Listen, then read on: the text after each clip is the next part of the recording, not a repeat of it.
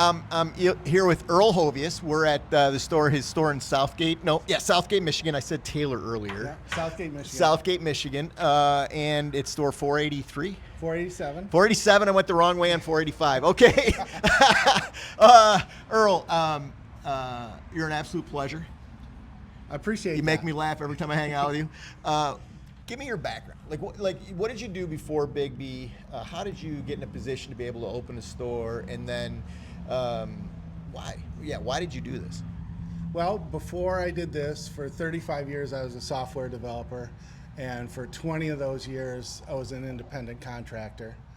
And I was at the end of a huge contract, and so that one was ending, and I was offered another contract that turned out to be another 10-year job. And I didn't want to do another 10-year job because I was already in my 50s. And Sydney, my daughter, was just graduating from college, so she really was a coffee fan. And I was just looking around for something, franchise to do. We had both of our kids' college out of the way, and we had some cash. So BIGGBY, we went to the Discovery Day. It was very cool. You and Bob, really great. Tony, very cool guys. So that was like total positive experience.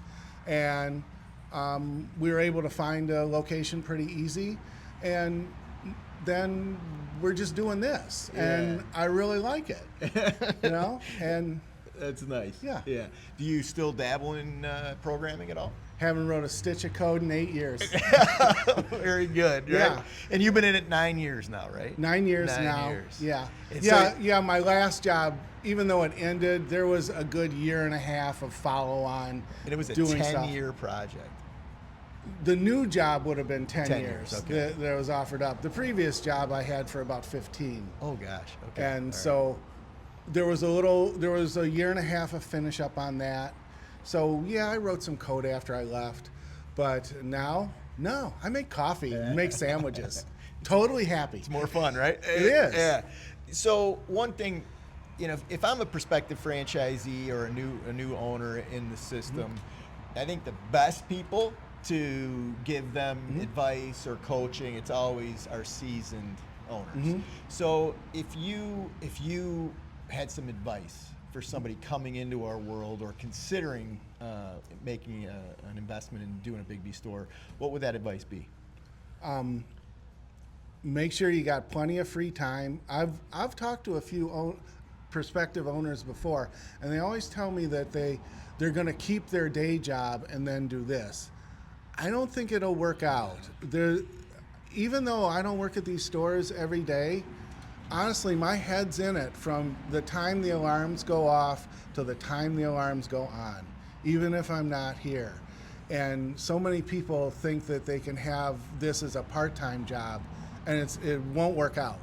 But as a full-time job, initially it will be, yeah, because there's lots of people involved, and even though you tell them what to do, it takes a while for them to really understand it. It takes a long time to train a barista and have them be reliable at the job. So yeah, you really just got to turn the page, and this becomes your job. Yeah. Sydney and I were full-time probably for 2 years. Yeah. And well, Sydney's running this store right now. Our manager quit, and so she's holding the manager position right now. So she's working nearly a 40-hour week now as we look for a new manager. Right. And eventually we'll get one. I tell people when I'm talking to prospective franchisees, I say exactly it's 2 years. Yeah. It's 2 years to really understand the business. I think, Yes. and to you got to go through 2 annual cycles before you really know what August feels like. Yes. Right? Oh, you're exactly right. Yeah. Well, and then what is your favorite part of the business? What's your favorite part of doing this? Now that I'm not in the store making drinks all the time, there's a little bit of the training to be able to stand back and I didn't understand this at the beginning. Before it was just come in here and go hard every day. Right. But now, after 8 years, standing back, it's like Sydney and I work on shaping the business. And I guess it's kind of hard for me to articulate what that is, but I feel like I've got better control of the business when I'm standing back a couple of steps. Yeah. Like today, I was making sandwiches Yeah. all morning. That's because we had a trainee in, so we didn't want anybody to get overwhelmed. So I was just making the sandwiches. My phone's going off all morning. Right. I've got lots of emails to chase down. Right. But that made it easier for the trainee because she was in drive-through today. Okay. So that was a big stress thing. Sure. And so we just take sandwiches out of it for that day. And then, what's the biggest challenge for you?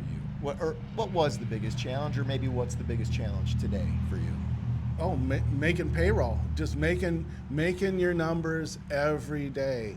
COVID, man, that separated the winners from the losers. It sure did. And we managed to make it through on that. But yeah, that's another part of standing back a little bit, staying on top of your numbers, knowing your numbers every day. Yeah. You know, where are you at right now? Yeah. And what do you need? I like to look ahead a week and 2 weeks. I mean, that's about as far as we can go. Sure. And so you can't do that if you're making drinks 14 hours a day. True. Yeah. True. Well, I've always said that, you know, to me the best owners are the people that have fun doing it. Yeah. And you represent that as well as anybody. Oh yeah, this job's a total blast. You know? Yeah. And like when I go home, my wife's an accountant.